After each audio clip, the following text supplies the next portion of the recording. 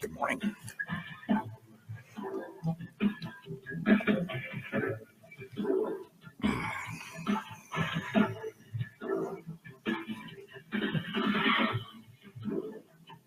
Thomas Jefferson once said, all tyranny needs to gain a foothold is for people of good conscience to remain silent. Don't remain silent.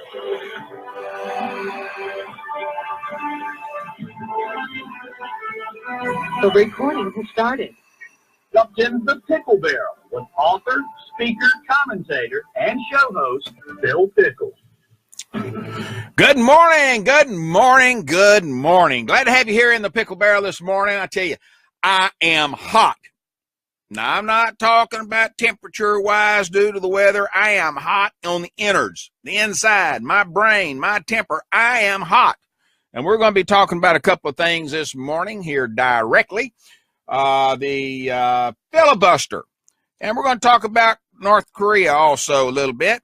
And I'm going to bring you up to date on some other topics that we have talked about recently that I've got some comments and questions about, and some updates on some others that I just talked about a little bit yesterday.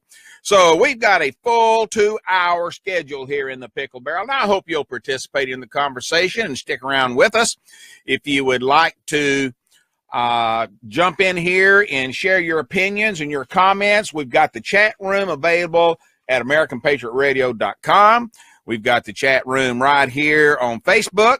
And we also have a phone number you can call in and express your thoughts and opinions, your concerns, your complaints, or whatever you want to talk about. We're wide open for discussions. You can call in at 712-770-4160 and enter the magic PIN number 263151#. Now, that will get you in. You can listen to the show, and then when you get ready to jump in and say your words of wisdom, all you got to do is hit *6. And when you do that, you'll be live on air. You'll be infamous. You'll be famous all around the world because people from all over the world listen to American Patriot Radio and yours truly in the Pickle Barrel. All right, before we get started, just a couple of little things. We're going to cut history a little short this morning. I got too much to say. So we're just going to hit a couple of small things. Just a small number of things.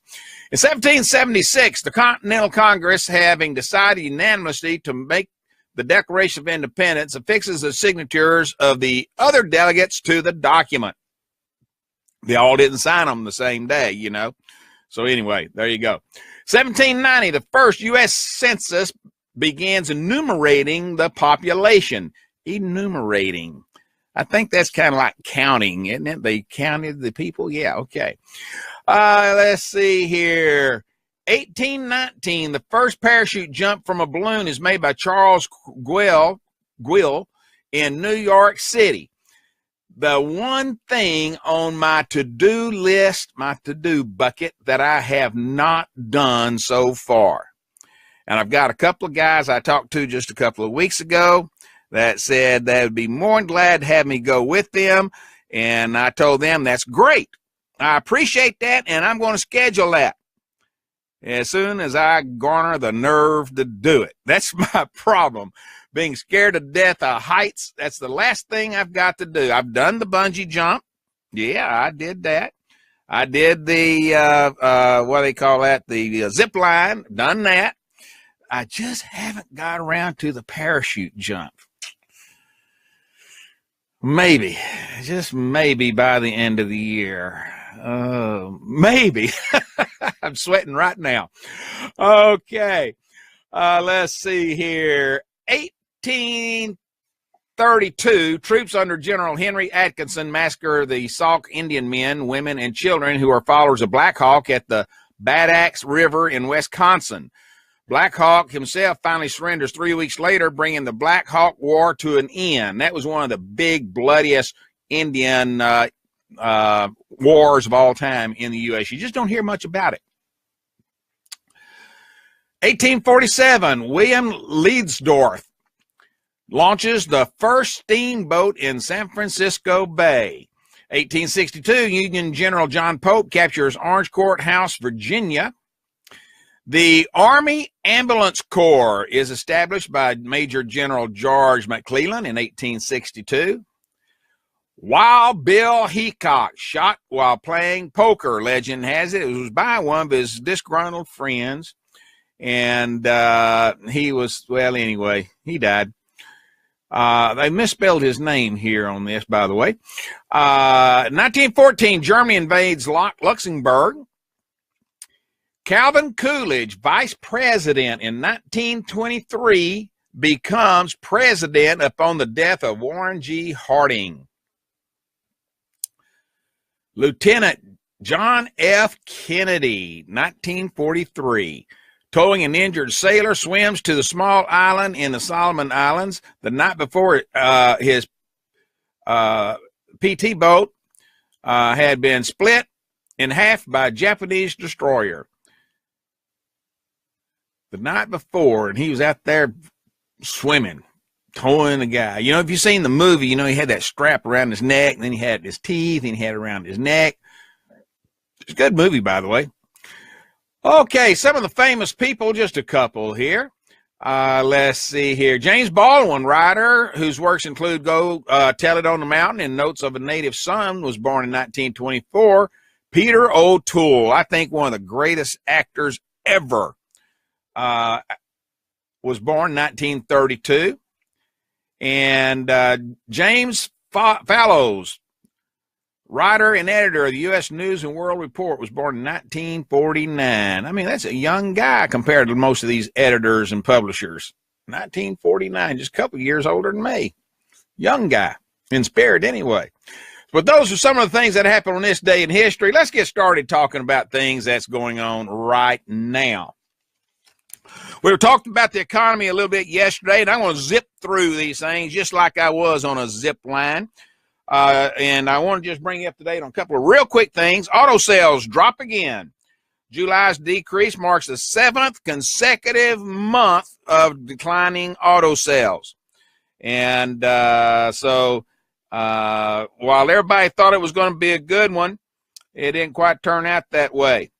Analysts have been predicting that the lower U.S. auto sales this year as the demand has dropped. General Motors, they fell 1.5. Oh, no, not 1.5. General Motors said its sales fell 15% in July. That's pretty significant. Ford dropped 7.5%. Fiat Chrysler sales were down 10%. Volkswagen sales were down 5.8%. Nissan fell 3%. Honda fell 1.2%. Unreal. Toyota rose 3.6%, and Subaru was up a full 7%. SUV demand has gone up here in the US of A. It's been kind of like a roller coaster. It was up this last month, so those are a few things there going on that you might want to see. Sprint finally overcame its second straight quarter of losses to post a first profit in 3 years. Yes, I had heard that. I never had looked at it, but they had been losing money, and they have now had some success. Good for them. I'm glad. I like to see businesses make money. It means they might stick around a while, you know. Okay. Christopher Wray, as you know, is now the FBI head. The Senate on yesterday overwhelmingly confirmed him to hold the FBI, replacing James Comey. And so it's going to be very interesting to see what takes place now. I'm not going to speculate. I'm not even going to say another word about it other than it's going to be very interesting to see what happens. Now, Lindsey Graham did say today's bipartisanship show a support to indicative of Wray's professionalism and commitment to independence. I have no doubt the FBI is in good hands with Mr. Wray at the helm. Good for you. I'm glad to hear that. All right, moving right along. Yesterday, I had mentioned that the nuclear plant here in South Carolina, one of the big ones, the one at Santee Cooper and South Carolina Electric are in cahoots with, is pulling the plug.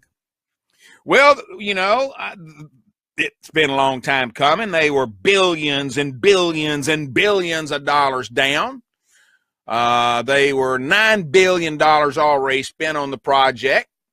They needed 20 some odd more $billion to do it. And so they said, well, this is just not looking too productive. Duh. Boy, only took you $9 billion to figure that one out. Well, utility companies came out yesterday and gave us all the grand news that some of us expected. Your electric bill, now that they're no longer funding that project, will not go down. As a matter of fact, it may still go up because now they are saying they have got to recoup the money they lost. They lost the money, we foot the bill. Oh, yeah, I'm getting hotter as the morning goes here. I'm getting hotter as the go. Oh, man. Yeah, let's raise your electric bill because we screwed up. We spent $9 billion and spent several years and got nothing accomplished. Other than that, we're going to have to bulldoze over and cover up, and we'll try to protect some of it just in case nuclear energy changes and we get some more money to do it. Well,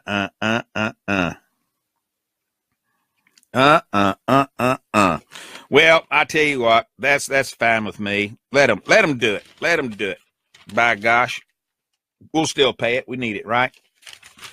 GOP shows yesterday. I was watching and listening to several different venues, and it sounds to me like maybe there's some talk in the air that they may want to actually sit down and talk to the Democrats about health care.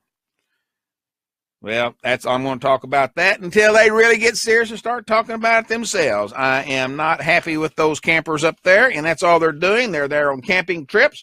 They're not doing anything at all for us right now, and enough is enough. Yeah, I told you in the beginning, I'm hot this morning. All right, now then, the topic I want to start off with here was just covered by a show immediately preceding mine, Coffee with Candy. And in case Candy is still listening, I tell you, Candy, you and I agreed 100% on that topic. And, you know, it's not very often I agree with 100% with somebody, but young lady, this morning I agreed 100% with you. You know, I want to go back a few days, actually a couple of months or so, and tell you this. Back in March, the day before my birthday, Senate Minority Leader Charles Schumer and Democrats said they were going to try to filibuster the nomination of Neil Gorsuch, President Trump's pick to join the Supreme Court.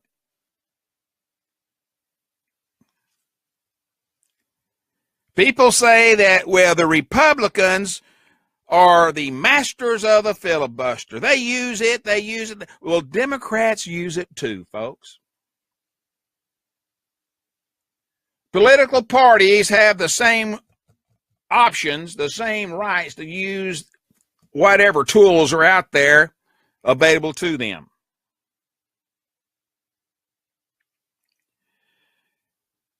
The filibuster, folks, is something that is one of the most important tools that exist in Washington, D.C. Bill, you've lost your blooming mind. Why you say that? Well, we're going to talk about that in depth, and we're going to take a little history lesson along the way. But I want to tell you this. The filibuster rule in the Senate, any debate could technically last forever, folks. I mean, seriously, it could last forever because of a rule requiring 60 senators to agree to force a vote. If 60 senators don't agree to a vote, the debate could feasibly just keep going on forever unless the majority party deploys what's called the nuclear option. Now then, when it comes to the nuclear option, this is what this is. It changes the filibuster rules and requires only 51 votes to shut off debate. Okay, now that's one of the rules. So, you know, the filibuster doesn't have to go on forever. There are rules to stop it. The nuclear option. Now, the filibuster is, let's be honest, it is a parliamentary trick used by the minority party to try to stop legislation they don't agree with from coming to vote in most cases. That is what it is. But there's a reason that's important. There's a reason that's important. And now we're going to have a little bit of history lesson on this so you'll know exactly what's going on.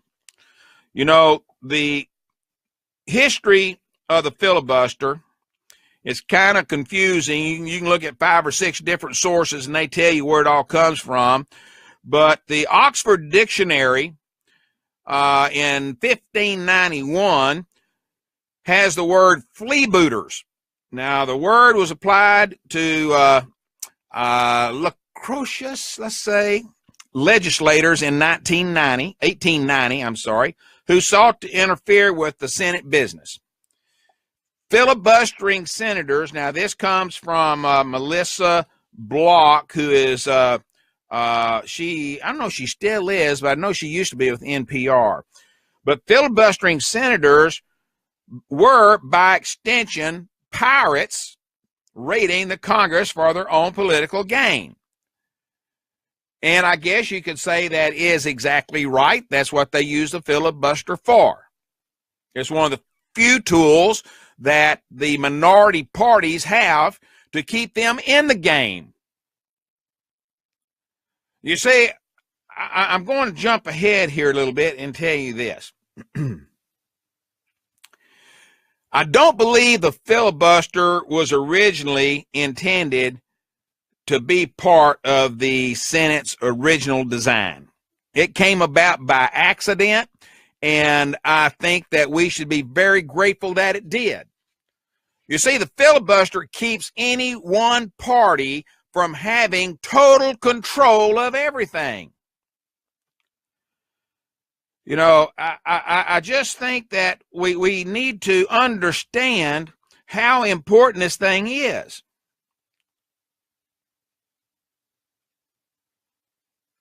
You know, Neil Gorsuch made a comment just, not too long ago. He said the most persistent myth is that the filibuster was part of the Founding Fathers' constitutional vision for the Senate. Binder said this. I'm sorry, not Gorsuch. It just green light just came on. Binder said that, not Gorsuch. It was during that. He said that the upper chamber was designed to be a slow-moving, deliberative body that cherished minority rights. All right? Now then,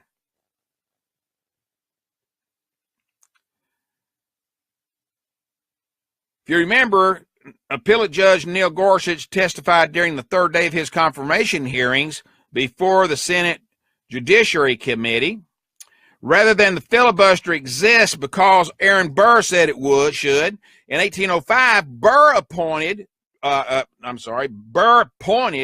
to a rule that would later be used to cut off debate, known as the previous question motion. In other words, we're going to cut you off and we're going to go back and talk about something else.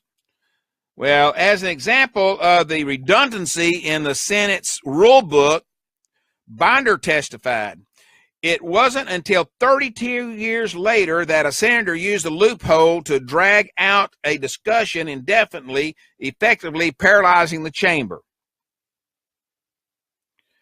You know, back in 1837, I've got to double check my notes here before I use the wrong name again. The Whigs, that was the the party back then. The senators opposed Andrew Jackson filibustered to prevent Jackson's allies from expunging a resolution of censure against him. Now, this is according to the Atlantic, which is, different publication. The filibuster's habit of, I guess what some people would call gumming up the system, putting a hiatus on things, it has been up the legislation process and has drawn the ire of various people, especially senators, for decades, actually over a century. They did, however, try to abolish this rule more than once. The first time was around 1850, 1873, 1883, again in 1890. Then finally, in 1917, they did change the rule. And this is when they put the closure rule into the mix of things, and which allowed a supermajority of 60 senators to end the debate. Now, you got to stop and think about this. We can't get 10 people to agree on most topics. Try getting 60 senators to back a controversial topic like we've been seeing lately over the last several years, matter of fact, and right now before us today. It's a tall order to get that many people to agree on anything, especially when they're politicians. It's almost nail impossible. Sometimes they say that just a mere threat of a filibuster will make people work together, but that hasn't worked that well lately either, has it? Well, now let's move it up to today. Now, senators don't have to keep talking to filibuster a bill.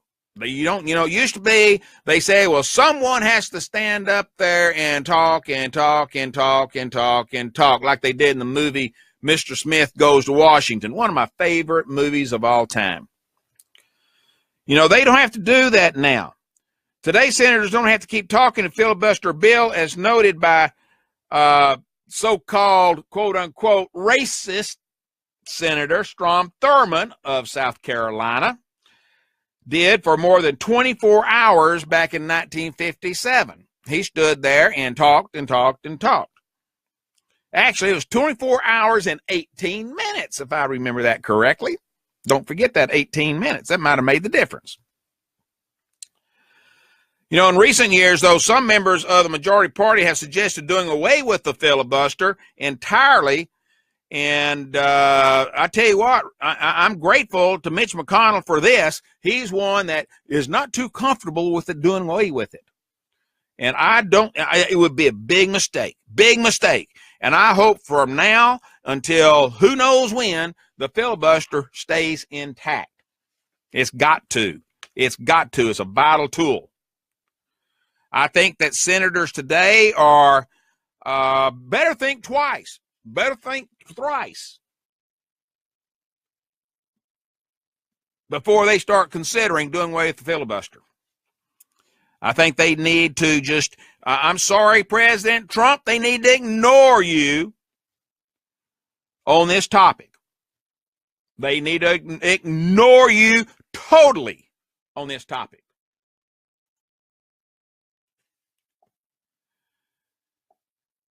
I think it's important for us to know the history of things so you know why and where and how we got where we are today. It tells you, it shows you the reasoning, the meaning behind those who put it in effect.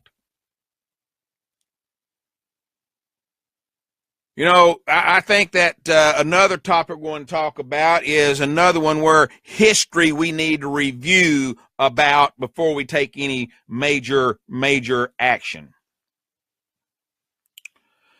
You know, but Sunday, Trump tweeted, big deal, "Don't give up, Republican senators. The world is watching. Repeal and replace and go to 51 votes." Trump tweeted this, repeating calls that he made earlier in the weekend to kill the filibuster. President Trump, bad idea. I'm sorry, I got to disagree with you on it. I think, first of all, we need to look at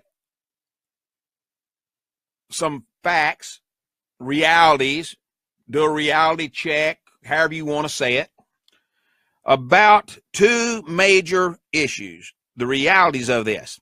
One, the Senate health care bill, and I'm going to add an S onto that because there's been more than one of them. The Senate health care bills were not filibustered by Democrats who were prevented by Republicans from using the tool. All right? The Senate health care bills were not filibustered by Democrats who were prevented by Republicans from using that tool. GOP leaders employed a budget procedure to allow the bills to be approved by just 51 votes. Republicans who hold 52 seats in the Senate failed because they could not convince enough of our own senators, their comrades, their fellow conservatives, their fellow GOPers. They could not convince them to support the bills. The final bill brought to the Senate floor early Friday, if you remember correctly, fell 49-51, with 3 Republicans voting against it. It wasn't the filibuster that hurt us. It was the other 3 Republicans that went to the other side. Or you might even say some of those more conservative blue dog Democrats that followed suit instead of crossing over also. Second, asking senators to give up the filibuster is asking them to give up their greatest power today. Right now, as we may have the majority, but we don't have the votes. We don't have a party, a Senate that is working together, coming together to solve the issues. So the filibuster right now is the biggest tool in our toolbox. You know, Francis Lee, a political science professor at the University of Maryland, said, an individual senator's ability to prolong debate and block a vote is what makes senators, even freshmen, very powerful. In other words, that vote, that filibuster, makes them equal to those around them. It goes right back to what we were talking about earlier, how this enables people to work together if they will. It makes it equal for them to be on the playing field. You know, they can force, coalition builders to come and talk to them. Without it, they may not have that crutch, that leverage that they need, that crowbar, whatever you want to call it. So they wouldn't give up that power unless the Senate literally could not function. Even then, it might be too hard to change the rule. But third, and this is not by far the last, but it's the third major point I want to make. The Senate filibuster rule allows a minority party to prevent the majority from jamming through the bills with little or no bipartisan support. Now, it takes the supermajority, 60 senators, to send a filibuster and end a filibuster and proceed to an up or down vote on a bill. Folks, the most important thing that a filibuster does is, in addition to fostering compromise, is to give legitimacy to the result of the vote. If you didn't have legitimacy, if you had one party, the one that is usually the one with the numbers in the Senate, to jam and ram everything through, it's no telling what things would look like today in the US of A. Probably much worse than it is, if you can imagine that.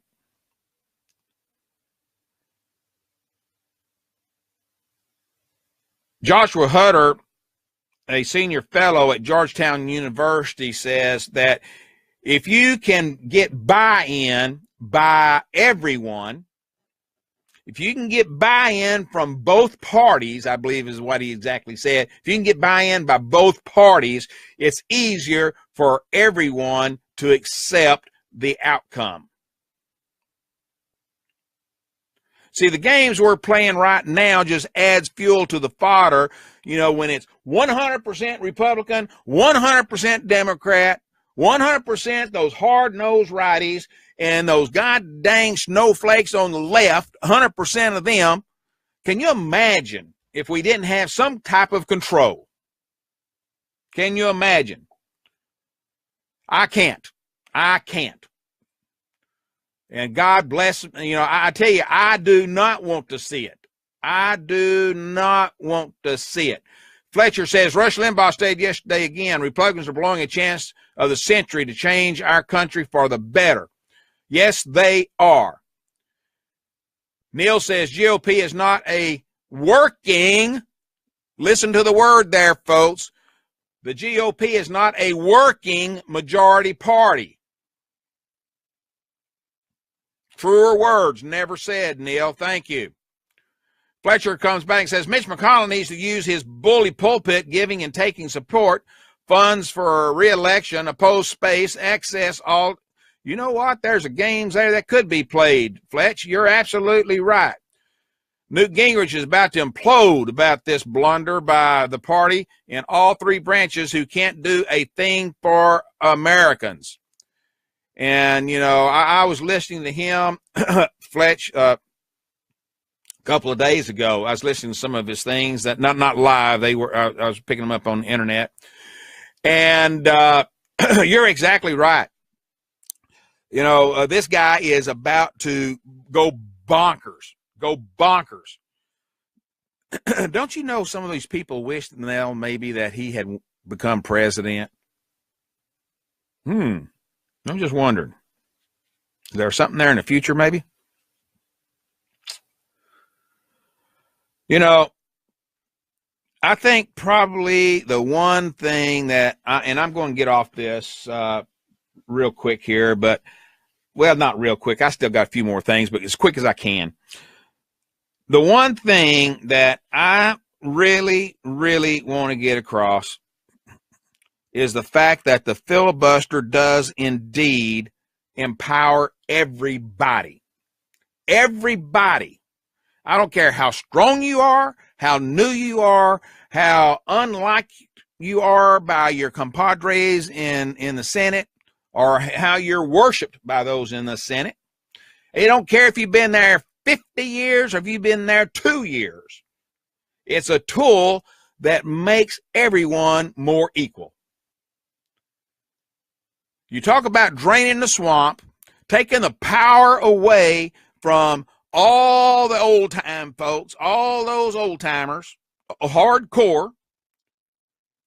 If you do away with a filibuster, you have done away with one of the tools to bring equality to everybody in the Senate and give them the opportunity, whether they're new, they're old, they're in the swamp, or they're the ones that's holding the plug and fixing to yank the chain of the swamp. It gives them all equality.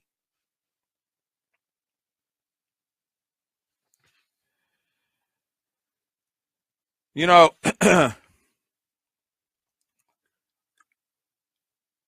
senators on both sides of this topic have really worked to a certain extent very close on preventing, and I'm going to use the word guarding, protecting this legislative filibuster.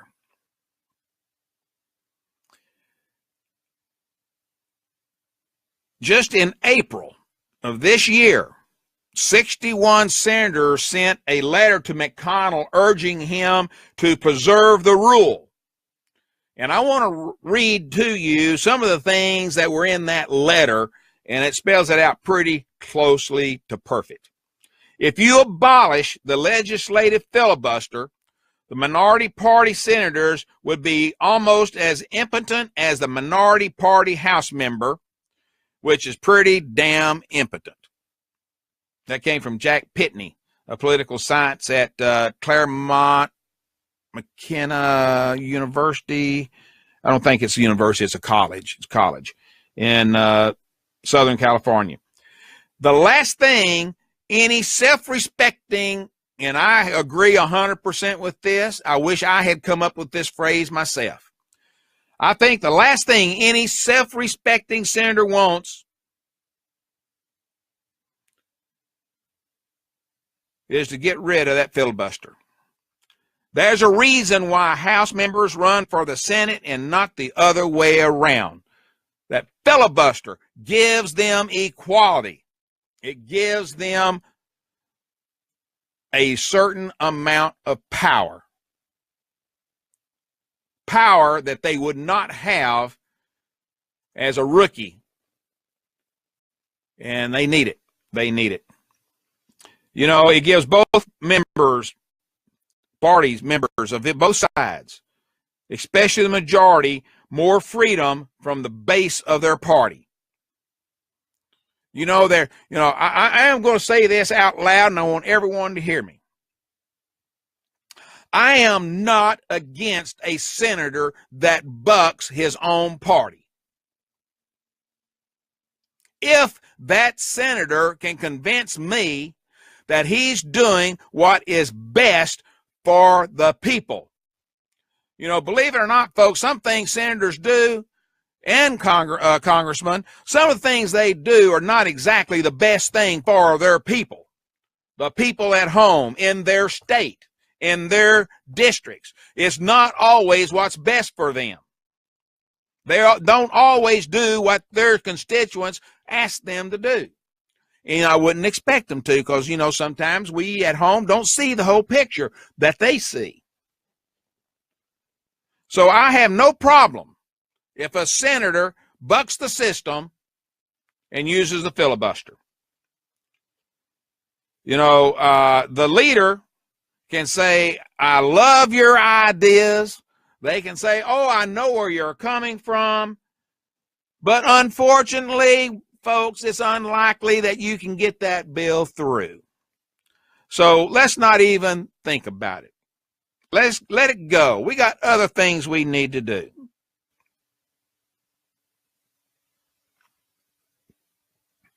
Well, you know what? There is something you can do. You can filibuster. You can filibuster.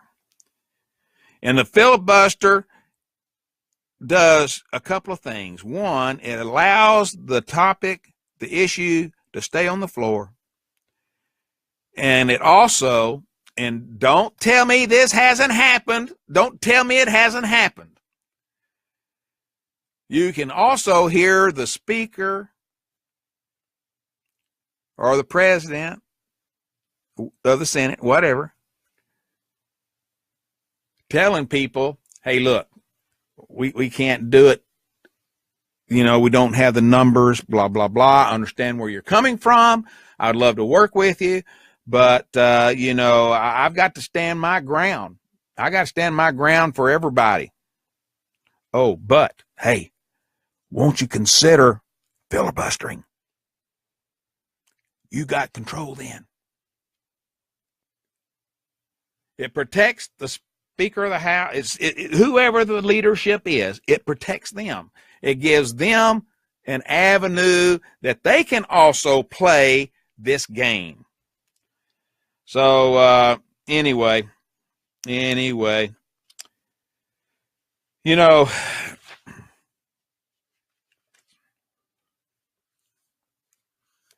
I hope that the president, and I hope conservatives who are talking with and trying to work through this, I hope they realize, folks, that look, short-term victories are not always winning the war. There's a lot of short-term victories. Let's go back just in our history, the Civil War, the war between the states, the war of northern aggression, whatever. You know, the South had quite a few small victories. They had a couple of big victories. But they didn't win the war, did they?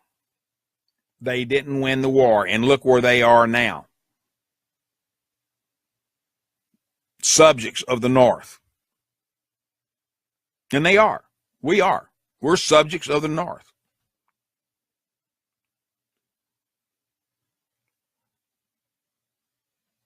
You've got to have a weapon. You've got to have a secret weapon. The filibuster is not secret, but you've got to have that weapon that you can pull out and use when everything else fails. And the filibuster does just that. Now, I can go on and on and on and on, but I'm not. All I want to tell you is that I hope, I pray, Lord God above, I pray that we do not lose the filibuster. When I say we, I am not talking for myself as a conservative. I'm talking about the whole gamut of people, left and right, middle, whoever. That tool is important to keeping our process working. And why would you want to get rid of the engine of your car if your car is going to die on the side of the road and never be usable? We got to have it. Got to have it. All right, I need to check the chat room again. I've been just screaming and yelling. I need to go over here and see this again. The war isn't over yet. No, it's not. No, it's not. And I hope we stay right in there with it, too. All right.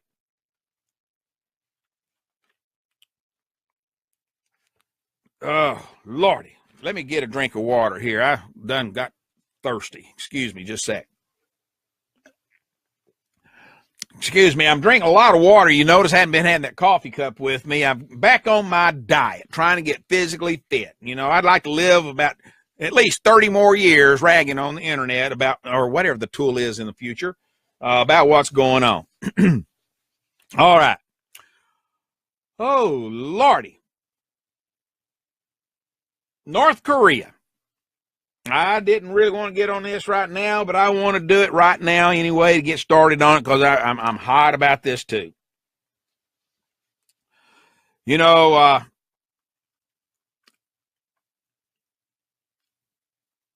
want to go back a couple of months, and I pulled a couple of articles, commentaries on Korea. And I was thinking, well, you know, I don't know if I want to talk about that today. You know, I'm going to hold off on that and see what happens. I don't want to hold off. Well, you know what? I held off long enough. You know, there's a lot of people, and apparently President Trump is one of them, that says Korea is the #1 threat to the U.S. And there's a lot of people, apparently, as you can see what's going on today, out there that says bad things are going to happen when they get ICBMs. Well, folks, apparently, They either got them or they're so damn close to it, it's unreal. According to the latest test, you might say they got them. Because the one they did last time, everybody agrees, could possibly hit the United States of America. You know, for years, this is nothing new. They've been working on this for years. They've been saying they were going to build nuclear missiles that can hit the U.S. mainland. And they're always saying that. But here recently, the terminology has changed. You notice they're saying now, we will have them in very short period, soon. So, you know, that tells me that they're serious about doing this. Now then, and I think this is one reason why our nation right now, our president in particular, and a lot of members in Congress say that we have reason to fear them. That for that reason, the U.S. considers them a top threat to security. And, you know, I guess, you know, you do have to consider that. Now, Mattis, Secretary of Defense Mattis didn't mince words before the House Armed Services Committee back in June, saying North Korea, not Russia or terrorism, represented the top threat to the U.S. in 2017. He said North Korea's continued pursuit of nuclear weapons and the means to deliver them has increased in pace and scope. The regime's nuclear weapon program is a clear and present danger. In other words, it's real, folks. We can't say what if anymore. It's real.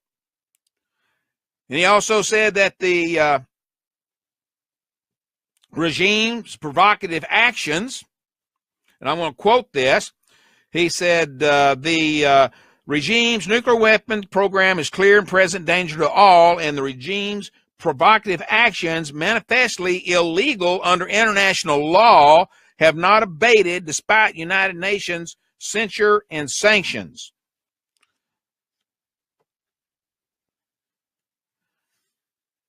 You know, about that same time, if I remember correctly, the leadership there in North Korea made the comment that they will have, or did they say we do have? Either way, either they do have or they will have nuclear missiles that could reach New York City. And there's no doubt in anybody's mind that's their ultimate goal. Now then, I think question I have is just how close are they? You know, you and I, hey, good morning. Good morning. Good morning, Brian. How are you, sir? I'm good. I would add one word of caution to what you're saying. And I'm not saying that there's not legitimate concerns. I'm not saying that everything you're saying isn't true. But I remember in 2004, it was like the same thing with Iran. Remember how, like, each year passed, Iran was 1 year away from getting nuclear weapons. Yes. And then the joke became with Iran that in 30 years, Iran would be 1 year away from having nuclear weapons. So I would only caution and say that, not that anything you're saying is not accurate, but who's putting this narrative out here? Where's Trump getting his information from? Is he getting his information and intelligence from people that have questionable intelligence and that seem to be itching for a war at every corner, at every turn? So I'd want to hear what the other side's saying that maybe feels that this is a problem, but maybe not to this degree. Because one thing I've learned in this country, about our country, is that when it comes to foreign policy, we got a lot of people that are supposed to be experts that have a piss poor track record. And to me, at a certain point, if you're an expert, show me where you've been right. Yeah. Everybody makes mistakes, but give me some of the instances where you've been right.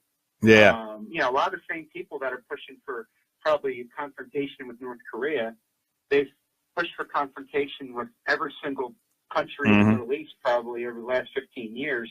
And they pushed for the war with Iraq. They were pushing for war with Iran. They pushed for regime change in Syria and in Libya and in Egypt and in Yemen.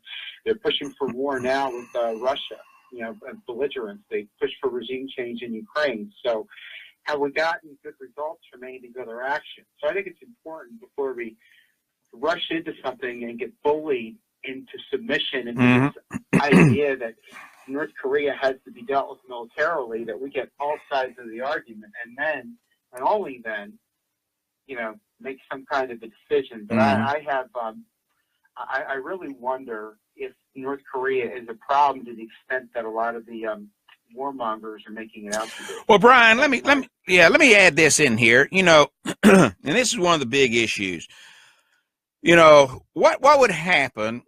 Let's just say this time next week we found out that North Korea indeed had the means of transportation and a nuclear warhead that they could shoot to San Francisco, New York City, Dallas, Chicago, wherever, Washington, D.C., wherever.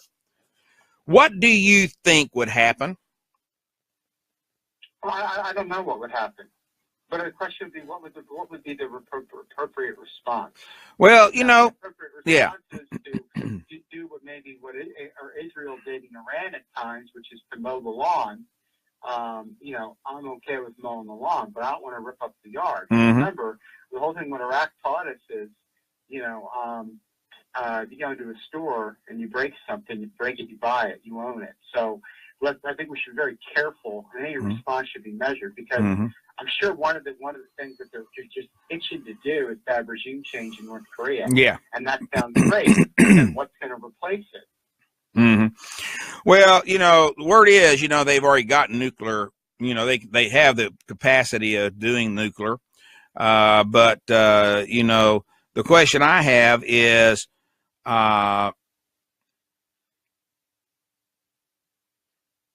what will happen? And you know what I'm thinking? We don't know what will happen. Well, Brian, that's true. We don't know. But my thoughts are nothing. Nothing. And the reason I say that,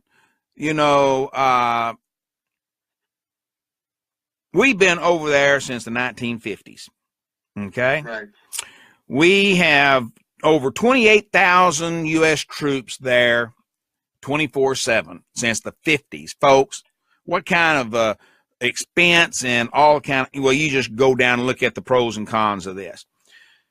Japan lives just right across a little stretch of water from them.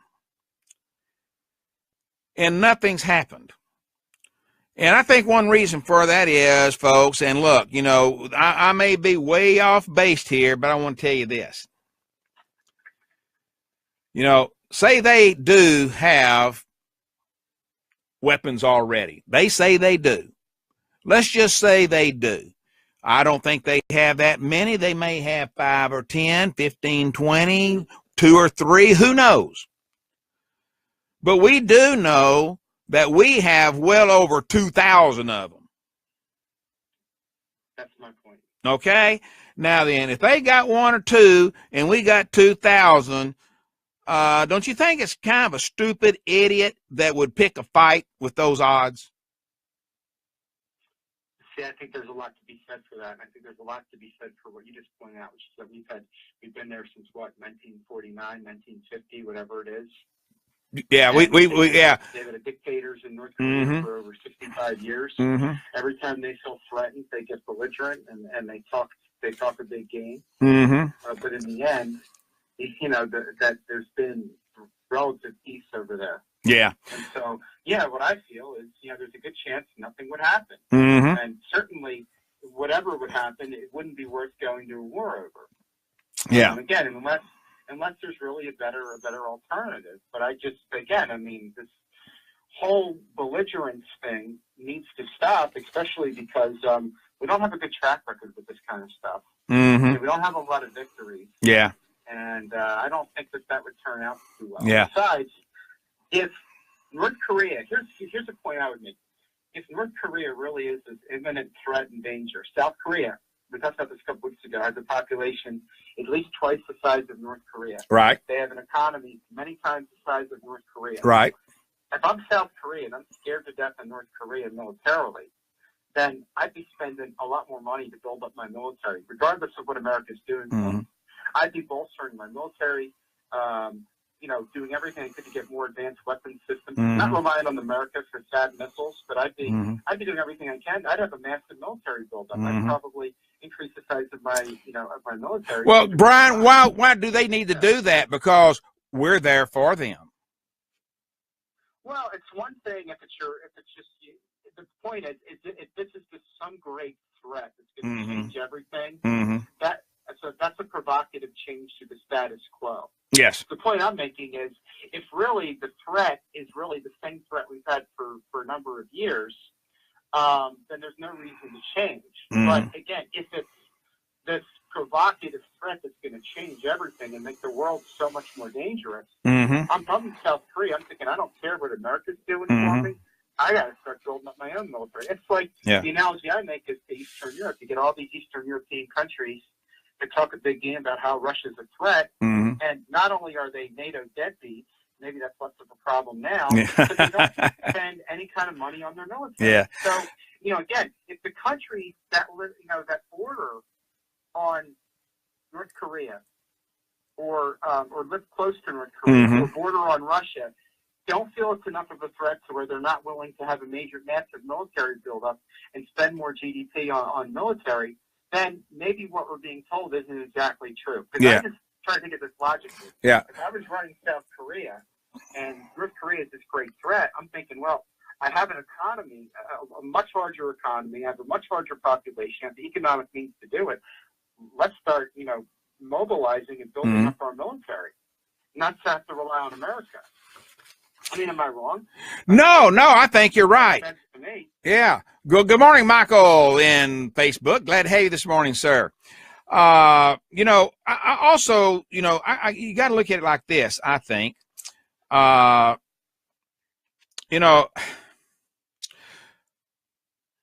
Just had a thought come through my head. About 5-6 months ago, I was talking to a lieutenant colonel in the Army, and we started chatting a little bit. Can you imagine that? And Korea came up, and I asked him about, our troops there and how long they've been there and all that.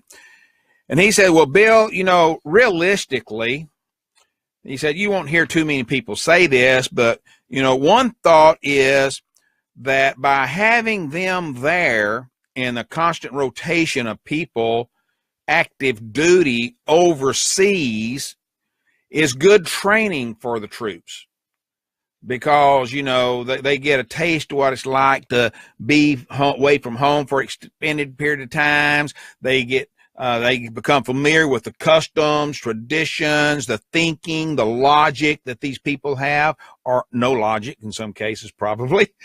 But he said that, and that's one reason, he said. Now you won't see this in writing. I don't believe. I've never seen it in writing. This is his words. But he says, I think that's one reason why we have troops, and we would like to have troops stationed different places so we can have this ready force. And I can understand there's some logic to that, but how much logic? I think there's a lot more to the story than that. I think what it is if you are responsible for a large portion of another country's military defense, Mm-hmm. then you have a major say in their foreign policy. Mm-hmm. Like, the whole sanctions thing with Russia, when Mm-hmm. they first round of sanctions, what was it, 2 years ago? A lot of these European countries didn't want to impose sanctions on Russia Mm-hmm. because they had good trade relations. But even Merkel, that horrible woman in Germany, didn't want them. But because they have good trade relations, but because America is providing for a large portion of Germany's defense, Germany had to go along with it. Mm-hmm. And so that's to me is the biggest thing. Not, there might be, I'm not saying there's not something to be said for what you were told. Yeah. The biggest thing is you get to dictate the terms. Mm-hmm. If you're really, providing the majority of a country's national defense, then you get the biggest say in what their foreign policy ought to be. And that's why the whole thing with Russia's partly gotten so out of hand, because the European countries don't have the independence to say, no, we don't want another round of sanctions on Russia, because the card that the neocons have to pull is that, well, you know what, we have, we're responsible for your military defense through NATO. Yeah. So you can't, if you want to have a say in your foreign policy, then you have to, take care of your own military defenses. Mm-hmm. And a lot of these countries, are unable or unwilling to do it. But, Yeah. If it were me, like in South Korea, what's the old expression? If you want to get something done, the best thing to do is do it yourself. Yeah. All right, Brian. That's how I would look. Yeah. Okay. I hate to do this, but we are at the top of the hour. We're about a minute past, and I'm going to get my butt chewed out. But we got to take a short break here, folks. Brian, do not run off. I've got some more I want to talk to you about with this, okay? And, folks, we'll be right back here in the Pickle Barrel in just a couple of minutes here. Go wet your whiskers or get something to drink to soothe your throat like I'm going to. And we'll be back here in just a couple of minutes in the Pickle Barrel at AmericanPatriotRadio.com.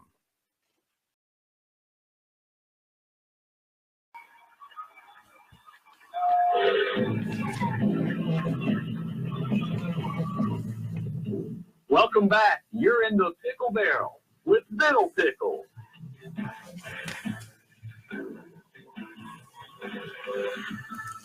All right, welcome back. Welcome back. Glad to have you here this morning. We are in the Pickle Barrel, figuratively speaking and for real. Every single day we find more and more issues, more and more problems that we cannot overcome, or we could, but we won't. And that in itself puts us in the pickle barrel. And then we're faced with those issues that we don't know what to do with, which one of them we're talking about right now, North Korea. And we're going to continue that conversation in just a second. And first, I'd like to invite you to participate in the conversation. All you have to do is, if you're on Facebook, you see the chat room right there, and you see Michael Parnell there and Candy and several other people. And then you have the AmericanPatriotRadio.com site. You can go there and join the group there. And be sure to join the group, by the way, when you're there. It sure makes things a lot easier for you to get in and out and around, and you see so much more information on the whole gamut of things at American Patriot Radio. We'd like to have you there. Then you can do like Brian. Brian, you're still there, correct? Yeah. Okay, you can call in like Brian does, and I love Brian calling in from Pennsylvania. See what those damn Yankees up there thinking. Kidding you, Brian? You know, you too can call in at 712-770-4160 and then put in the magic PIN number 263151#. And if you get ready to talk and you want to jump in here, feel free to do so. Hit *6 and you will then be live.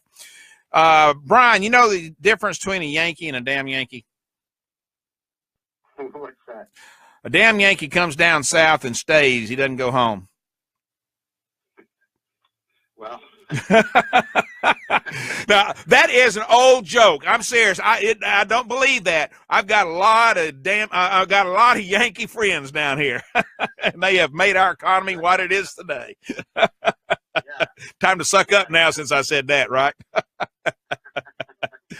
Oh gosh, we were talking about North Korea, folks. We're going to continue that conversation.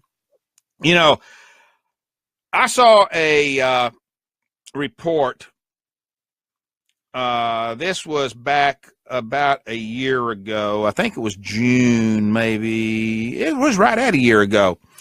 But it was a layout of North Korea's artillery concentration.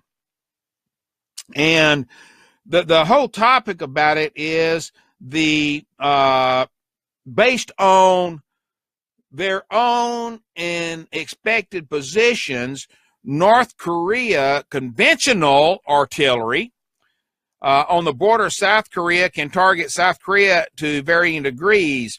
And based on this report, and it had a map with it and everything, based on this report, it's talking about the range of artillery firing and things like this, that they have enough artillery, conventional artillery, and the numbers of artillery that's amassed along the border, that there is not 1 square mile of South Korea that can't be hit. Now, folks, that's some firepower. Now, all of that firepower is right around the North Korea, South Korea border. And, of course, the highest concentration of weapons, depending on the type they are those that can shoot from the border to almost Seoul, Korea, and South Korea. And then the other artillery, the range is farther, and they don't have as many of those apparently, but they can still hit just about every square inch of South Korea down to about 100 miles south of Seoul, which means just about half, not quite half the whole country can be hit. So, they've got some might there right now. Now, if they get the nuclear weapons, if they get where they can use those and want to use those, you got to stop and think, will they? Will they? Because if they hit South Korea, that doesn't mean all the radiation and all that other stuff is going to stay in South Korea. You know what I mean? Do you cut your own hands off by trying to cut someone's foot off in South Korea? I don't think that's a smart idea, personally. So, that's another reason why sometimes I think this whole idea of them doing something is a little bit out there. But at the same time, we're hearing that,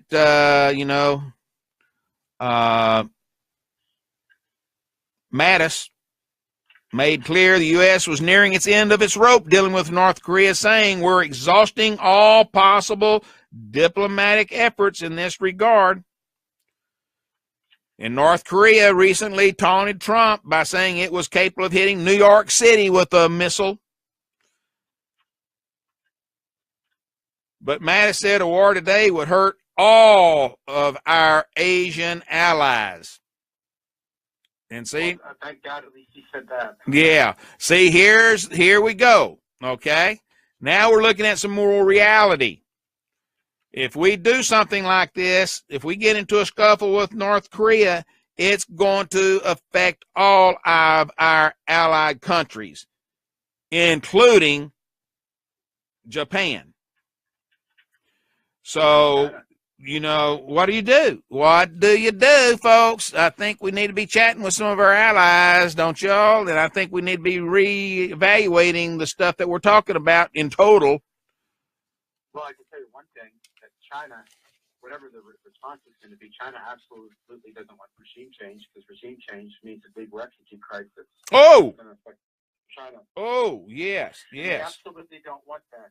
And, while I have a lot of problems with China, and they are a rival in terms of trade, I really don't want them to be an enemy either. Mm-hmm. And the instability that's been brought into Europe, you don't want yet another country faced with that kind of instability. Mm-hmm. Especially a world power with nuclear weapons. Yeah. So, I would say one thing that I'm adamantly opposed to is regime change, because how do you know you don't get something worse? Right. Or whoever replaces it can't hold that country together, bad as it is. Mm-hmm. Well, I'll never profess to be a war expert. I mean, my gosh, yes, I still have ties with the military, things like this, but that doesn't mean I'm the expert. If I was the expert, I might be the one in Washington, D.C. right now. But I don't know about that. I don't know. No, but let me correct you, Bill.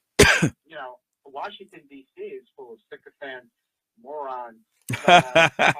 Oh, are you saying that I have a chance then? I'm a moron?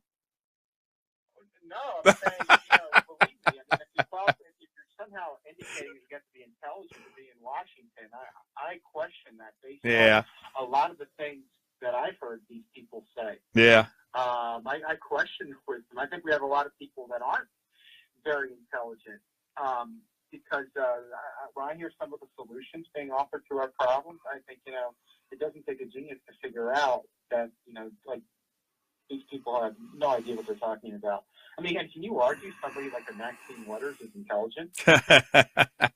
Well, is she the one that said that Putin had invaded South Korea? yeah.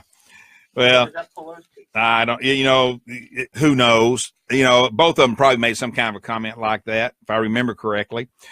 Well, all right. Talk about intelligence then, Brian. Donald Trump will go to war with North Korea if Kim Jong-un keeps firing missiles. This was said by, it's been said by several people now, but Senator Graham was the first to say it. He said, I'm sure that makes him happy. Yeah, well, I wouldn't bet on it. Saw a war he didn't like. Well, I'm not so sure about that. I've got a call into him, by the way. I want to find out for myself what he thinks, Brian. But I hate to put it this way, but there's another thing at risk on this topic, and I've got my eyes closed, folks. I'm squinting, I'm praying at the same time that this is not true. But when you're looking at things and you're listening to things that are going on, Trump has to have some type of a visible victory on something. I don't know. And some people, depends on how you define victory. Well, that's true, but some people are looking at, this deal with North Korea could be a move, and I hope he's not this stupid, and I hope he's not this arrogant, that this move and all this war talk about North Korea is to get the attention off of him and his Russia issues. Now then, there's a lot of people. I think it could be, I think it could be that he used it as a legitimate threat. It could be that but it could also be that he's partly bluffing. Right. To get China to step up and do more, and other countries that surround North Korea to do more. But I think everything I've read. Well, I've heard him say more than once, Brian, that I don't say something unless I mean it.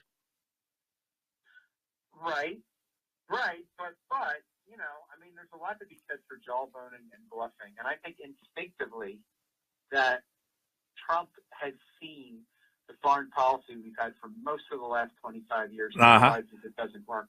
Now, I'm not saying the guy's a dove.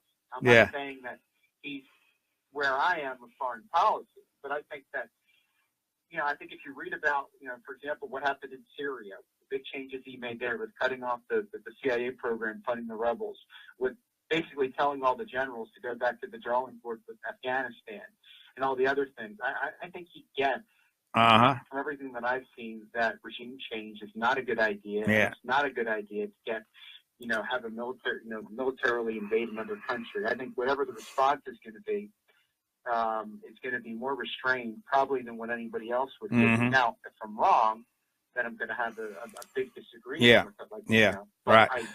Okay. Everything I've seen so far. Okay. Well, Graham was, if you remember the other day, was on Matt Lauer. And he said he was relaying words directly from the president's mouth when he offered an alternative to dealing diplomatically with the hostile regime during the interview with Matt Lauer, who is on today. I'm sure everybody knows that, Tuesday, that the alternative was war. And Graham said, and I'm quoting this here, I made a copy of this here for that, there is, there is a military option to destroy North Korea's program and North Korea itself. If there's going to be a war to stop them, it will be over there. Now, this is Graham talking. He said, if thousands die, they're going to die over there. If they're not going to die, they're not going to die here. And Trump told me that to my face. So he said, it's inevitable unless North Korea changes, because you're making our president pick between regional stability and homeland security. there will be a war with North Korea over their missile program if they continue to try to hit America with an ICBM. Trump has told me that. I believe him, and if I were China, I would believe him too. Right. Well, I mean, yeah, I think it's completely reasonable to say that, if a country is threatening to hit you with ICBM, you're going to defend yourself. Yeah. But I think that, but I don't think that necessarily means that's the likely thing that's going to happen. I think what it is, it's him sending out worst case scenario. If you're going to threaten to hit us with missiles, there's going to be, we're not going to allow that to happen. Well, let me ask you this. Yeah. What if there was overwhelming evidence that said that North Korea has the capability, it is on the missiles, and it's just biding the time to launch them? All right. Now, them having the missiles in and of themselves, what does that mean? A lot of countries have weapons. I know, but do they always have them? Do they always have them stocked right there with the warheads on them, ready to fire? Just push the button. And if they are at that point, Brian, if they are at that point and they have overwhelming high confidence that this is imminent, do you wait until they fire those missiles, or do you strike first? If it's imminent, if you really truly are absolutely convinced that there's an imminent attack, then you defend yourself. Okay. Do what you have to do. But I would point out the delineation is that them having weapons, even if the weapons are pointed at us, doesn't necessarily mean they're going to use it. I guarantee you, every other country with nuclear weapons has nuclear weapons that are pointed at America in a worst-case scenario, and if they feel they need to use them. So even if they have the weapons, even if they have the weapons pointed at us, well, what does that mean? Yeah. Because you're going to tell me that any other country that has nuclear weapons wouldn't have them pointed at any other world power with nuclear weapons?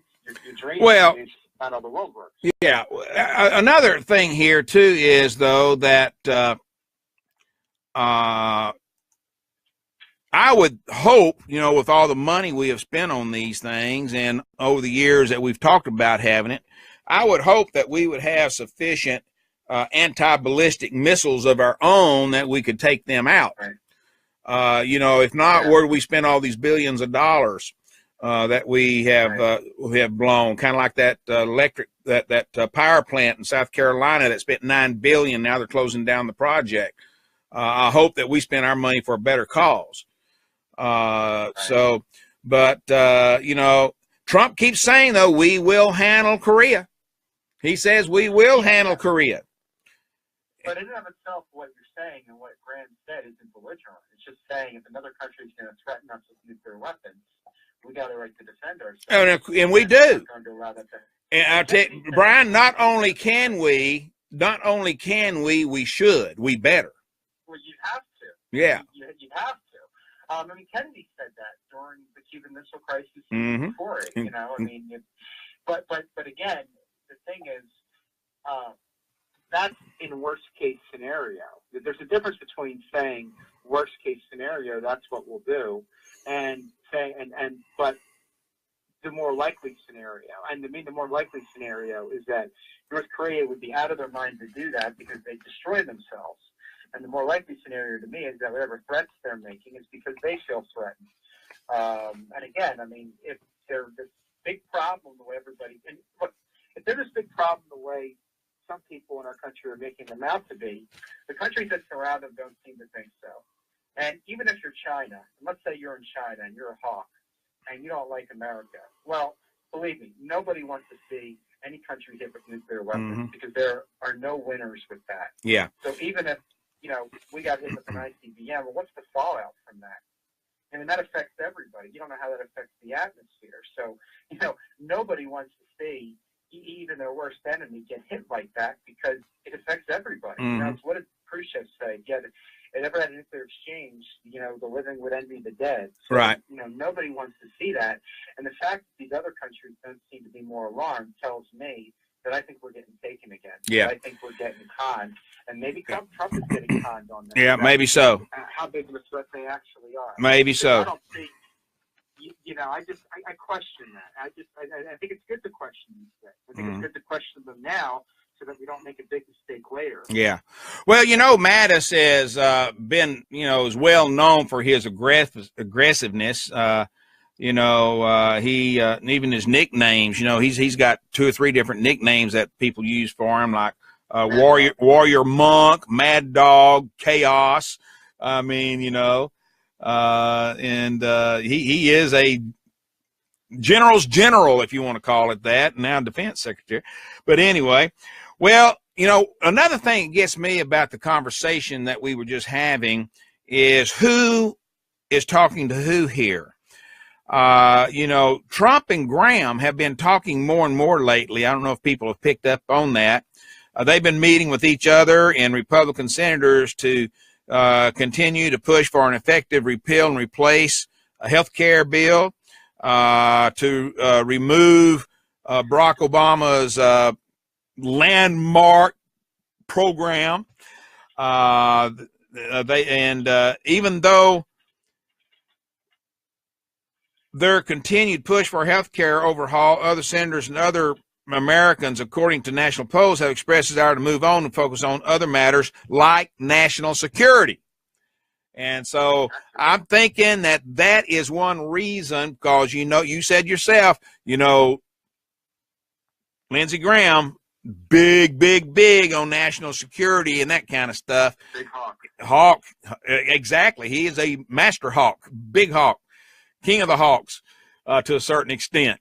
But, you know, for him and Graham to be talking so much tells me that there might be some other things that they're talking about also, and be interested to see where and how that's coming about. Yeah, we'll find out. Well, yeah, you mentioned Mattis about his nickname Mad Dog and all yeah. that. Warrior. You know what I'd like? You know, but you know what terms I would like for people in our foreign policy is realism. Realism. Mm-hmm. Yeah, realism, restraint, common sense. My God, Brian, you might as well, you know, I guess you're hoping you're going to win the $260 million lottery too, don't you? Well, you know, I mean, which one do you think will come first? Well, maybe win the lottery. But I mean, where is the common sense in all this? Yeah. How can anybody look at any of these interventions and say that they're a good idea? I mean, my God, just look at the consequences of the interventions in the Middle East and what it's doing to Europe. I mean, people have any idea how this is going to change Western Europe? Mm-hmm. I mean, look at just the antagonism from that mayor in London. You know, he doesn't even think Trump should be allowed to visit the country. Mm-hmm. And imagine if the demographic changes continue and that becomes the predominant thinking in England or in France or in Germany, which it's well on its way because Europeans don't have babies. Mm-hmm. And you have this mass, you know, unvetted immigration into Europe. I mean, does anybody get how big of a deal that is? I mean, it is like, you know, we could very well be, in the years to come, this is how ridiculous things could be. NATO, which is an anti-Russian military alliance, could very well end up being an anti-Russian military alliance that's protecting majority Muslim countries that are extremely hostile to Western values, hostile to women, hostile to anybody that's not of the same religion as them, right? Against a country that's become more Christian, more free market, more capitalist, and all the things that Western civilization is supposed to be. And this is a result of, you know, all these interventions in the Middle East. There was no refugee crisis before 9/11. Mm-hmm. And so, you know, the point I'm making is when I say restraint, I mean, how can you not look at the foreign policy since 9/11 and say that it has not been a disaster? Mm-hmm. I mean, realistically, in the years to come, it might be that our best potential allies in Europe are Eastern European countries like Hungary, Poland, Czech Republic, Romania, and then Russia, and then China, and then Japan, and all the countries that haven't had the influx of unvetted refugees into their country. Mm-hmm. Because all these other countries aren't going to resemble what they've been forever. Yeah. I mean, Western civilization in Western Europe ain't going to exist. They're going to look more like Middle Eastern countries. Yeah. We got you can only imagine what that's going to mean. Yeah, we got a Mike in the chat room, Mike on Facebook, Michael Purnell saying, speaking of snakes, wouldn't trust Lindsey Graham, just saying. A lot of people say that. Oh, Okay, well, Bill, forget that. I mean, I agree with that, but forget the remark per se. But just again, what is Lindsey Graham's track record? I mean, Yeah. look, Lindsey Graham has supported every intervention. So Mm-hmm. if you look at all these interventions in the Middle East, nothing good has come from them. Mm-hmm. And then to me, you have to start looking at the people that promoted all these interventions. Oh, he has, without a doubt. And it's all because he said one thing he says, I'd rather fight them there than here. Okay, but now what's happening is they're all coming here. Mm-hmm. I mean, they've all come into Europe. We've had a lot of unvetted refugees come here. We've had terrorist attacks as a result of it. I mean, look what's happening to Europe. Yeah. You've had Jewish people fleeing France. Mm-hmm. Fleeing London. Mm-hmm. They're going to be moving out of these. I mean, if this continues, any of these other religious groups in Europe will never feel safe again. Yeah. So, even the argument that they used for years, which is better to fight them there than here, well, guess what? As a result of what's happened, you've got these mass refugee movements full of people from the Middle East. They're not vetted. A lot of them are military-aged men without wives and children. A lot of them are Muslims, not Christians, and not people from other persecuted, minority groups. Right. And they are coming here. So you can't even say anymore better to fight them there than here, because guess what? They have come here. They have come to Europe. And you know what? So you can't. So even that argument, which I always thought was kind of lame, doesn't fly anymore. Well, Brian, I would really, or I would say I would really like to know. It may scare the bejesus out of me to know just if there was a way to figure it out. But here's what I'd settle for. I'd settle for a honest to goodness report that would say we have X number of known people here with terrorist connections, X number suspected. I'm afraid that the number would be one that would be so frightful they don't want to pass it out. Right. Well, and it's not just that; it's the cultural difference. Mm-hmm. Mm-hmm. You want to take over a country, conquer a country, take over its culture. Yeah. And you can see that happening, and in a lot of these European countries. Mm-hmm. I mean, it's just a reality. Yeah. And so, and again, I would say the people that say better to fight them there than here, and I was saying this 10 years ago, I'll be honest, I didn't really understand it at the time I went to Iraq, but, even 10, 12 years ago, the question was, well, how does overthrowing the government in Iraq, what does that have to do with terrorism? Mm-hmm. How does that benefit us in the fight against terrorism, or in Syria, or in Libya? A lot of these interventions had nothing to do with 9/11. Mm-hmm. It was something different altogether. Yeah. So, but I mean, I think again, for the survival of Western civilization, for the good of humanity, I mean, these things, there needs to be a vigorous debate. And these people, when they make these kinds of arguments like that, you can get called out on it. Yeah. Instead of it being accepted as wisdom, or that these people are experts, we need to start saying, okay, you're an expert. Yeah. Tell me, what was your position on this issue, on this issue, on how to deal with this country? And, how did that work out? Yeah. Well, I tell you, I think that we are in a world of hurt in so many ways. It's unreal on these. One, because no one really knows what's going on. I don't even think sometimes our officials really know what's going on. But the options. Well, maybe they're not experts. Yeah, maybe not, huh? They don't even know what's going on. Maybe not. If you go to a doctor, there's a difference between a doctor and a quack doctor. Mm-hmm. Well, yeah, I hate the whole term, going to the doctor, because, they're a practicing doctor. Isn't that what they say? They're a practicing doctor. Shouldn't they already know what they're doing? Why are they practicing? Right. Yeah, this terminology sucks, don't it? if you had to have a surgery, that was a really important surgery, you'd want to find the best doctor you can and get the best outcomes. Yeah, but still on the licensing and everything, they say practicing doctor. Play on words. Play on words. Experts. Yeah. Experts. They could serve in the Pentagon. They could serve in Congress. Yeah. They did work in the CIA or the State Department. They did, you know what I mean? They Yeah. did have these jobs. Yeah. The question becomes, well, what are the outcomes of the different, outcomes of the different foreign policy decisions of which they were promoting or which were made. Uh-huh. I just don't see why, these people get a pass. I mean, I think it should be to a point now where anytime one of these people is interviewed on any kind of show on the internet or on TV or in the newspaper, and somebody's quoted as an expert or they're, talked to as if they have an opinion that's valuable, it should be, okay, what's their track record? And if the track record, it's like John McCain. I don't get why this guy's so revered, because what's his track record? Mm-hmm. I mean, does a week ever go by without this guy talking about going to war with somebody? Yeah. Brian, let me ask you a question. How old are you? 39. 39. So you would be considered a Gen X, yeah. Let's see, 39. What skirmishes have you seen us have in your lifetime that you remember? I think I remember the bombing in, was it Libya, a little bit in the 80s. Uh-huh. I mean, I remember Panama. Panama's probably the first one I really remember. Yeah. Gulf War I. Mm-hmm. Kosovo, Mm-hmm. Bosnia. Okay.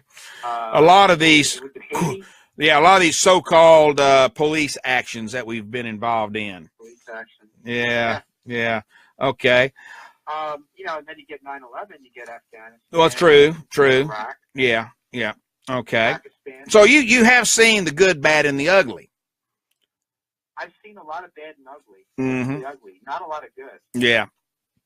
Okay. Well, here's something else that comes into play, and I'm going to get off this Korea thing pretty quick here. The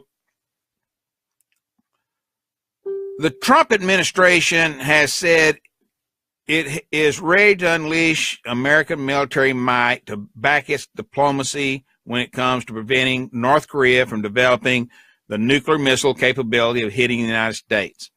Okay, we've got that down. We know it. He's already said that so many times, it's unreal. But is there... No, I'm not even going to ask that question because I know the answer. There's not. There's not an easy military solution to this quote-unquote potential crisis. And from what I can tell, and now this, my brain don't work like other people sometimes, but from how I see it, just about anything you're talking about is going to affect thousands of lives, folks. Let's face it. It don't take long to, one missile can take out that many people, 10 times that many people. Last month, I believe it was last month. Yeah, it was July. I'm sure it was.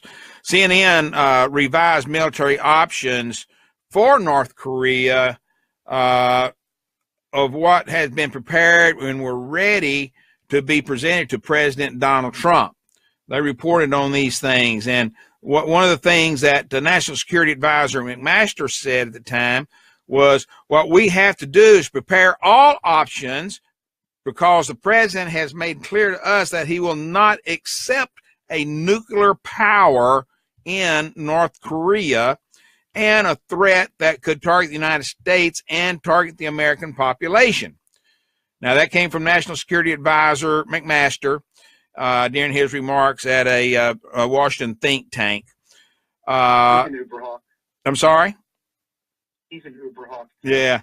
I think that it still remains, though, Brian, to a certain point, there's not very much clarity on those updated options that were laid out by for the president, especially since you haven't heard too many conversations about it since this last test, last Friday, and you just haven't heard that much talk about that anymore. It's all this general stuff. So I'm just wondering if they even believe North Korea will be able to launch reliable nuclear capability at all, especially anytime within the next 12 months or so. And I've heard and read that they don't that it won't be possible. Mm-hmm. Mm-hmm. So we're speculating a lot of stuff here, and that's just the way you do it, isn't it? That's just the way it is. Speculating a lot of stuff. Yeah. A lot of talk.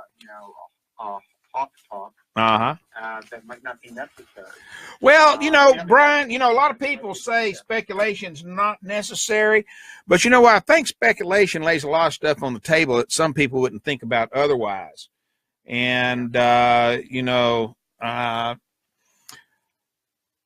again, it kind of gives us, I know I speculate a lot, as you know, and I think, more or less what I'm doing when I speculate, when I don't know something, especially, I'm asking others who may know more than I do, or at least think they do, to share that information with me. I'm searching for information just like anybody else. Yeah, it's a good thing. Mm-hmm. Okay. But I just think, I think in the end, the way forward with foreign policy is that the best way forward is more and more questions need to be asked. All the options need to be put on the table when there comes to any kind of a problem, and then it needs to be the thing where the experts that are giving you advice, their track record needs to be taken into account. Right. And I think that's one of the things with Trump. I mean, what's he needs to be saying to some of these people? I think he does, because there was a general consensus when he met about Afghanistan that everybody was offering options that have already been used in Afghanistan that haven't worked. And he's like, look, none of this stuff's worked. So give me a different option, because we put more troops over there. It's just more meat with a meat grinder. Yeah. I think he gets a lot of that, but I still think he's poorly served by a lot of his advisors, many of whom contradict him, including his UN. I agree. So, and I just think the way moving forward is just, in general, I mean, look, the conventional wisdom on a great many things the last 25 years has led to terrible results. Yeah. So it's time to start, with not just with foreign policy, but like our economy. I mean, if you keep doing the same thing, again, I love the quote, if you do the same thing over and over again, expect different results, it's insanity. So we need to start doing things differently, because we've not gotten great results. That should also extend to a lot of these economic matters too, and how to best deal with the economy. Again, it's, the experts on the economy, all these economists and all these, Republicans in Congress. Well, what's their track record been? If they have a good track record, if they have a track record of coming up with good ideas that have led to positive results, then you know what? Then if they're called an expert or considered an authority, well then, yeah, maybe they are, because they have a good track record of accurately predicting things. Yeah. So, but if they haven't, then, why should they be listened to? Like, why should, like this nitwit Jeff Flake in Arizona, why should the Republicans follow his ideas on the economy and globalization when it destroyed the Republican Party in 06-08? And, it's made it very hard for them to win national elections. I mean, even this one, they won by a hair. So, why is he an expert? Why is his opinion have his value? Why should anybody buy his book? It's a crummy book. Okay, good. All right, well, that is some of the questions and comments and concerns I wanted to ask and share with you guys on North Korea and related topics. And what I'd like to do now is switch gears a little bit and just to share some information and discuss this a little bit more. You've heard me give definitions of rhinos and blue dogs. Blue dogs being the right of center of the Democrats, rhinos being the left of center on Republicans. The big question coming up, and I have been paying very close attention to this, is are the blue dogs making a comeback? And the reason I asked that question, if you remember during the Obama regime, there, at the start of his career in the White House, there were a good number of openly professed centrist blue dogs, whatever you want to call them on that side, rhinos on the other. rhinos have not disappeared. I mean, they, you know, we still have them, you know, and despite a lot of people's thoughts, I think it's important to have them because it keeps a lot of us in reality of things that we need to think about and talk about. But the blue dogs all but disappeared. And since Trump, and I'll give Trump the credit for this, since Trump, it appears to me we're seeing and hearing more from blue dogs than we have in a very, very long time.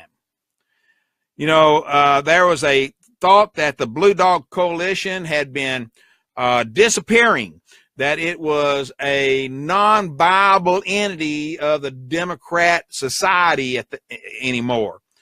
But now you're starting to see more and more of them come out and talk about partisanship, the idea that, and you're hearing Republicans and rhinos, I won't say rhinos, I hate the word, but just to keep the story straight here, the rhinos and the blue dogs, you're hearing more and more of them talking together and suggesting working together to get through the issues at hand, whether it be healthcare, economy, defense, whatever. You're starting to hear more and more of them talking about those type of issues. Now, one of the Blue Dogs Coalition's 3 chairs, representative from Texas, Henry Culler it was, had a meeting in the Capitol's Sam Rayburn room a couple of years ago and made a comment that the Blue Dog Coalition was fading, that it was becoming an ancient, failing wing of the Democratic caucus. And now then, and I think Trump really had something to do with this. The group of moderate or conservative Democrats, which was almost just completely out of here, gone,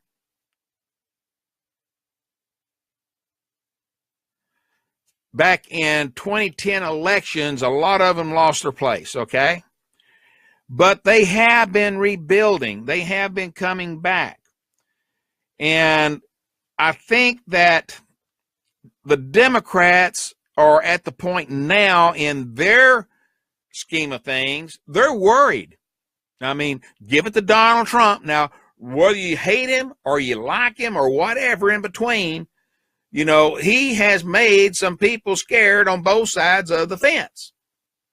And the ones that he has scared the most are those rhinos and blue dogs. And you're seeing more and more of them on both sides becoming more vocal, trying to say, wait a minute, we got to start facing some realities. Now, realities, whatever those are, okay? I'm you know, who knows? But, yes, sir. So my thought on this is I look at this a little differently. I start with the Republicans. Okay.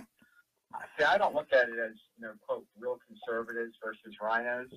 I think the real thing is elite globalization versus populist nationalism. Mm-hmm. And I think that the real thing with the Republican Party is over not whether or not you favor leaving Social Security as is or privatizing it, but whether or not you favor enforcing immigration laws and having borders, or whether you favor open immigration. So in other words, you know, whether or not you're a Jeff Flake kind of Republican or a Jeff Sessions kind of Republican. You know, on trade, whether or not you favor, you know, these trade agreements, or whether you are against them, trade needs to be done differently. On foreign policy, whether you think that we need to continue the way we've been going, like a neoconservative foreign policy, or whether you need to go in a different direction. Right. So I don't think of it as, when people say rhinos, I don't agree with the concept of a rhino the way they put it. I think it's really, you know, the question is it going to continue in the direction of globalization or populist nationalism? It's like, well, Brian, I think these names, I think these names come about because you got to have some way to address those that oppose what you believe. And so, well, I think it's, I think names are, it's not that, I mean, look, you have to come up with a name for something. Yeah. But I just think the real fault line is different. It's not the way it was 15, 20 years ago, where it was just like over a Supreme Court justice. It's now. It's really, honestly, I'm telling you, it's like if you were in Britain. And the biggest question in Britain was not the size of government per se. It was stay in the EU or have a Brexit and leave the EU. Right. And here, it's like, do we keep going in the direction of globalization, or are we going to move in more of a nationalistic direction in the future? Yeah. And that's really the battle in the Republican Party. And that's what Trump was. Trump was a nationalist, and everybody else that ran against him in those primaries and general election was in favor of the status quo and of globalization. Now, again, you can agree with whatever side you want to agree with, but, you know, and talking about rhinos, I think that's irrelevant. I don't. And here's why Here's why I'm saying this. I think that the Republicans and the Democrats alike, neither one of their parties, neither party is as strong as it used to be. And without the support of the blue dog, the so-called blue dog, or the supposed rhino, neither one of them can get anything passed right now. You've got to have them. So I think that what's going on here is the today's politics is forcing not only the parties to talk with each other, but it's forcing those within the party to talk to each other. Now then, if they do not, as I'm sure you're professing, they do not, well, guess what? They're going to have some hard roads going to wherever they want to go. It's going to be full of pitfalls and potholes and cliffs. Yeah. Well, we've already seen that. I mean, you got the opposition party that wants impeachment. You got members of the Trump-supporting party that wants to impeach, and they want Pence to be president. And I think that, you know, if you don't see that, you're not paying attention. Again, I think the real battle lines are, especially if you're talking about Trump voters and the base of the Republican Party, is they move more in a populist type nationalist direction. And you have the establishment of the party where, for them, they want this country and the world to keep going in the direction it's gone in the last 25 years or so since the end of the Cold War and NAFTA.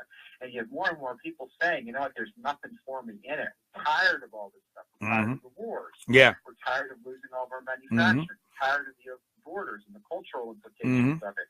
And then you have the establishment saying, well, our donors love it. The business community loves it. Wall Street loves it. Silicon Valley loves it. The Chamber loves it. And I love it.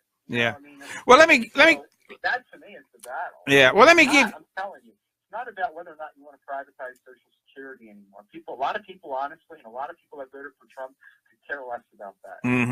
But they want the borders secured. Yeah. Yeah. They want the jobs coming home. They don't want any of the wars. Yep. They're going to have to fight it. Yep. Well, I want, you know, on the blue dog issue, you know, give you some examples on why I think this thing is alive and well again. And I think that if you look at what's going on right now, you'll see that President Trump, has been talking to the blue doggers quite a bit. You know, they've met with him on tax reform and other issues. And this has really gave some people in the Democrat Party some major upset tummies. You know, they don't like the fact that some of their people are trying to work with a president that, folks, and I don't know other way to put it, they hate. I mean, I think they generally hate President Trump. You know, and they don't like the idea that some of their people are actually talking to him. You know, the Democratic caucus, you know, let's face it, and I'm going to say this about the Republicans too. You know, each of their caucuses like to talk about diversity of we are supportive of all people. But, you know, their track records, both sides, are failing in really selling that motive, that belief that they are willing to work with people and they care about people from every color, every means of life, rich or poor, black or white, transgender or not. You know, their actions are speaking louder than their words. And right now, it's those that are in the middle that is keeping everything afloat, if you ask me, in my own personal opinion. If it wasn't for those, how many votes would people have right now every time they vote? Well, Bill, and maybe the whole thing with Trump that people are missing is, he's not the strident, conservative Republican the way people make him out to be. No, he's an independent. He's an independent, and he'll go whichever way. An independent populist. Yes, exactly. Exactly. The Republican proposed spending $1 trillion or $2 trillion in infrastructure. I mean, so I think he would more traditionally, be aligned with the Blue Dog Democrats, except the Blue Dog Democrats have largely been wiped out. Yeah. And I can speak to what you're talking about. A congressman in the next district over who I met and got elected, I think, in 2006, lost in 2010, but it was in large part because of the Obamacare. Because in the end, he voted for it. And they told him, like, look, this is a bad deal. But what happened when Obama got elected was there was this, it was like they strong-armed him into going along with that. Yeah, so the Blue Dog Democrats that were in favor of more robust immigration enforcement, that were against the trade deals, that maybe were pro-life, that, maybe were kind of more populist, independent populists, they got wiped out. Now, maybe there's a comeback now, but if there's any in the Senate other than maybe Manchin, I haven't seen them. And then Manchin's job is always hanging by a thread, because if you're a Democrat now, and if you even get seen with Trump, it's like Trump getting seen with Putin. You get the same kind of treatment. And the DNC, the National Party, can threaten to cut off the funding for your reelection. And so you need that every 2 years or 6 years. So if they were building the Blue Dogs, I mean, I haven't seen a lot of evidence. Well, I tell you, Brian. Maybe Manchin work with Trump on anything. Yeah, I tell you, we are running short on time this morning, but we're going to pick up the issue on the Blue Dogs again later, because I think that not just the Blue Dogs, the rhinos. I think more than ever in my involvement in politics, I think more than ever I see that these two entities are becoming more of a necessity within their own political parties, that they are becoming important at this point. And I one comment. I do think the Blue Dogs are important. I think the problem with the Republicans and the rhinos is the rhinos tend to be elitist. I think the Republicans need more populists to go along with, they need a stronger populist wing, almost like a Blue Dog wing. But I don't equate the rhinos with the Blue Dogs, because I've always looked at the rhinos as these more elitists that like globalization, goes into the establishment. The Blue Dogs are much more like. Well, see, I don't consider those rhinos. No, I don't consider those rhinos, Brian. I consider those hold on to the edge of the earth rightist. I don't consider those people rhinos at all. So anyway, okay. All right. Well, Brian, thank you for your contribution this morning. I appreciate the conversation, Mike, and on Facebook. I appreciate you, Neil, and all of you guys. Appreciate y'all so much for being here and taking part in the conversation. Folks, we will be back here tomorrow morning in the Pickle Barrel at 8 a.m. where we'll have a whole gamut of things to talk about again, and we'd love for you to participate. Bring your topics to the table also. And I'm going to encourage all of you, go to AmericanPatriotRadio.com, look up our schedules. First of all, get in there and join the group. We want you to join the group, and it makes things a lot easier for you if you do that, if you want to come in and listen to the program, make comments, et cetera, et cetera, et cetera. You get notifications of upcoming programs. You get to read and learn more about all of the people that are talking on these shows, like WA. Our histories and some of our thoughts are listed on our little information pages. Go in there and look at those and learn more about us, and make your comments in there. Also, I am, and all of us that do talk shows like this, or interested in what interests you. So use your talents, your communication devices, and let us know what concerns you, and put some questions that you have in there you'd like to have answers to, and just maybe we'll be able to find some for you, or at least share our opinion. We'd like for you to do that. So until tomorrow morning, we'll let you go, and we'll be back here at 8 a.m. to 10 a.m. Eastern Daylight Time in the Pickle Barrel at American Patriot Radio. Y'all have a great day. Bye-bye. And don't forget to stick around to AmericanPatriotRadio.com all day long. Coming up next is none other than Life-Empowering Words with Reverend Foster Clark, followed by Kids Corner. Don't forget about Happy Hour at ATR. And later on, Women Are Worthy at 8 p.m. Check the schedule. Stay tuned. Hang out. Always music. Great shows. Always happening here on American Patriot Radio. Till next time, everybody, have a safe one. Bye-bye, everyone.